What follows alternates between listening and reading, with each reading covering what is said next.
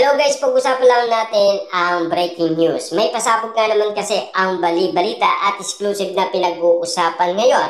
Wow, Catherine Bernardo at James may bagong pangkiliti. Yan kasi ang update sa atin ng bali-balita. Patungkol umano sa pinag-uusapan bagong project ni Catherine Bernardo kasama si James. Dahil alam niyo naman siguro, matagal na itong pinag-uusapan after ng movie ni Catherine Bernardo at Alden Richard. Kaagad-agad umano, kumalat na ang bali-balita at pinagkaguluhan na at pinagpestaan na ang bagong teleserye ni Catherine Bernardo. After 15 years nga naman kasi, nagbabalik na si Catherine Bernardo sa paggawa ng teleserye. Siyempre, kasama niya umano si James. Kaya nga naman kasi, malupitan ang mga update sa atin ng balita ngayon.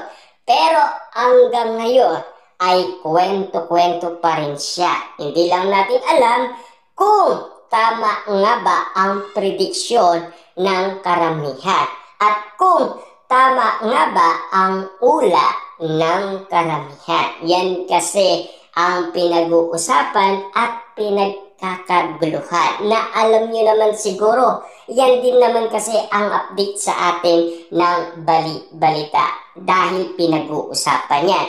Ayon kasi sa pasabog ng balita, bagamat malakas ang bulong-bulungan na magsasama sa isang proyekto sina Catherine Bernardo at James, wala pa naman opisyal na paayag ang Kapamilya Network tungkol dito.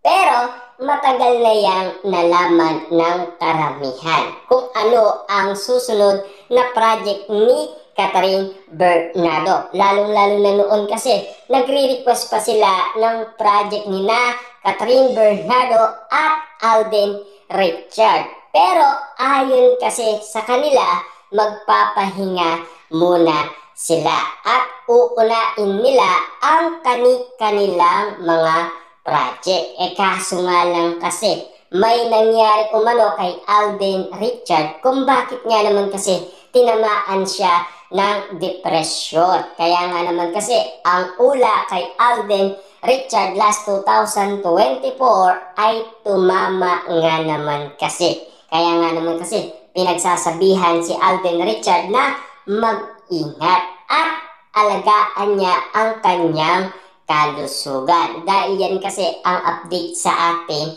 ng isang mang-uhula. Kaya nga naman kasi lahat ng mga pinag-uusapan ngayon, ganap yan na Catherine Bernardo at Alden Richard ay patuloy pa rin pinag-uusapan at pilit pa rin nilang inuugnay ang dalawa.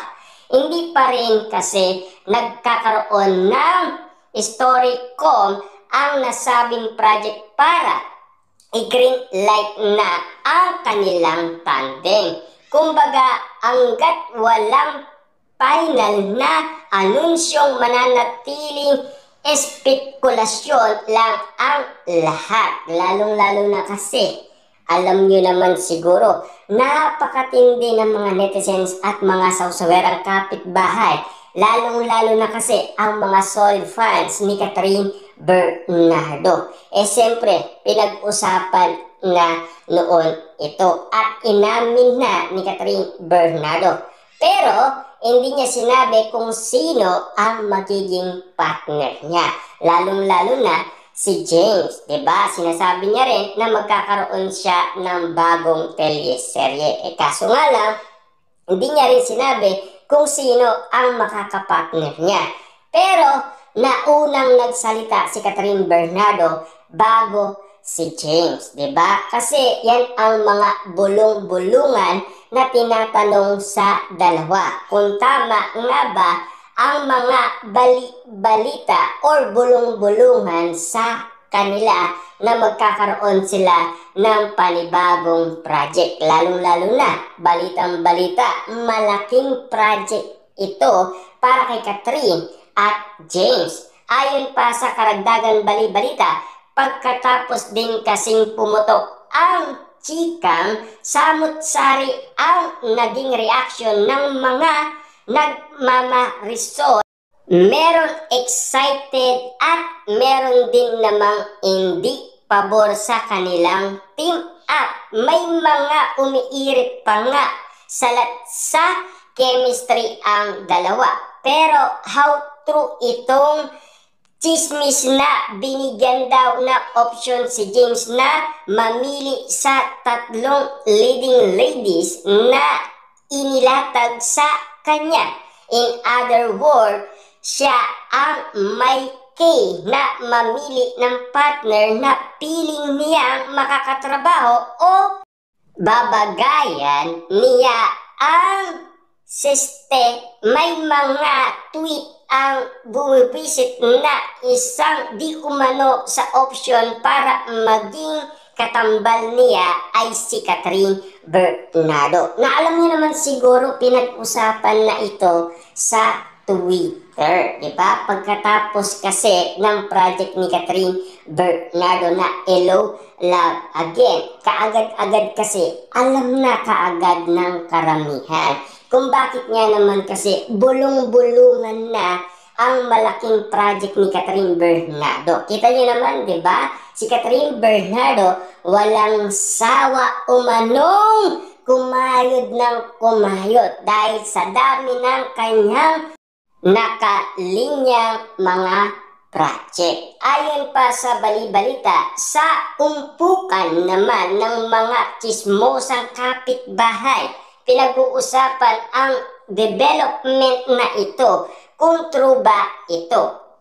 Di bongga si James na alam nyo naman siguro, pinag-uusapan na si Catherine Bernardo hindi siya sisikat kung wala siyang kapartner. Hindi tulad kasi ni Daniel Padilla, kaya niyang ipakita kahit walang Catherine Bernardo umaalalay sa kanya. Hindi tulad noon, inamin ni Daniel Padilla na ang nagdala sa kanilang dalawa kundi si Catherine Bernardo. Pero bakit nadadamay pa rin si Daniel Padilla sa bawat issue? Ayon kasi sa karamihan, pinag-uusapan pa rin si Daniel Padilla tapos sasabihin na si Daniel Padilla ang pabigat umano sa relasyon ng Katniel. Ayon pa sa karagdagan balita, ibig sabihin ang laki ng pananalig ng kanyang net worth sa kanyang drawing power. May mga nagmamaldita naman nag-react nang nagsabing dadalhin si James, si Catherine, and not the another way around. Ito naman ang ilang komento ng Kibicher. Kaloka, option na lang ba ang biggest money maker ng abs? Di wow! Ano kaya ang magiging reaction ng fans ni Catherine Bernardo? Siya ang magbubuhat kay Catherine? Well, baka naman may bagong pangiliti ang Kat James kung matuloy enough of the pabebe rules. Wow, grabe nga naman kasi ang karamihan. Kung bakit nga naman kasi pinag-uusapan ang ganitong sitwasyon.